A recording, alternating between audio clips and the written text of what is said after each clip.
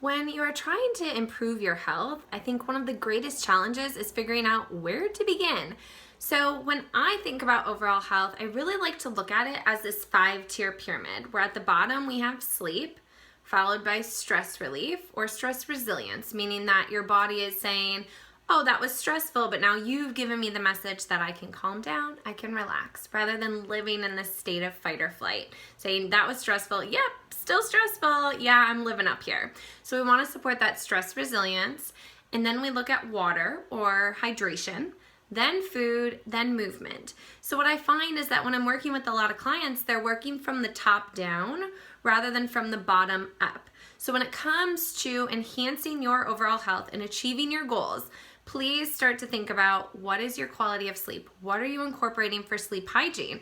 What are you doing to promote, deep sleep or, preventing the tossing and turning so that you're waking up feeling refreshed, so that you're putting less stress on your body. Your body has time to recharge and heal and repair overnight. And then focusing on that stress resilience and not saying, oh, remove all of your stressors, because that's just not realistic, nor is it healthy. It's good to have some stress, but we want to be mindful of what are we doing to tell our body that we can relax and that we are safe. So for me, I take a deep breath every time I go to the bathroom, because what else am I doing? So if you can take deep breaths throughout the day, splash your face with cold water, get outside, pet an animal, laugh, enjoy, a podcast or some relaxing music. Those things can easily be incorporated into our day and can play a huge benefit in reducing that stress and calming our nervous system. And then looking at water or hydration. So making sure that you are consuming ideally half your body weight in fluid ounces, unless of course you have a fluid restriction. So obviously then speak with your physician.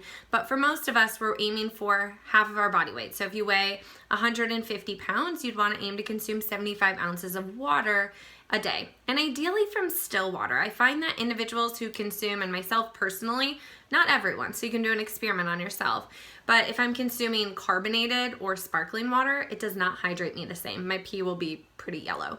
So kind of paying attention to that, trying to get a lot more of the still water in, if that's the case for you. Then we're looking at food, which obviously I will offer many tips on, but really thinking about balancing meals and snacks. So my jar and lid analogy, which you can reference back to. And then also eating whole real foods, thinking about garbage versus garbage men. So if you are consuming foods that are not necessarily healthy or ideal, then making sure that you're bringing in foods that are going to offer those nutrients and help your body to kind of serve as the garbage men and eliminate the garbage. And then good, better, best analogy. So in my opinion, nothing is bad. Good, better, best. So as soon as we label something bad, there's the guilt and shame associated. Whereas if we can look at it as that good, better, best spectrum, we can really feel empowered through our food choices. So keeping that in mind. And then we're looking at movement. So I am a huge proponent of looking at it as movement as opposed to exercise. So intentionally moving your body all throughout the day. It's really great if we can get into the gym for 30, 60 minutes or more every day. But then if we're sitting on our butts the rest of the day, that's really not as beneficial as it would be if you're up and moving around and incorporating that intentional movement. So that could be getting up and going to the bathroom. It could be going for a walk to get the mail, especially after a meal would be really beneficial. And then even doing some 15, 20-minute workout videos or, using an accountability partner, kind of depending on what your habit tendency is, if you can hold yourself accountable or if you benefit more from external accountability.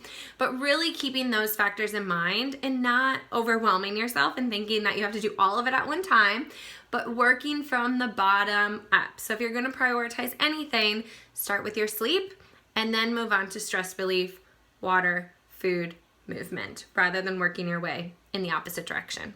I hope you find that helpful and watch out for tips for each of those different segments. Enjoy the rest of your day.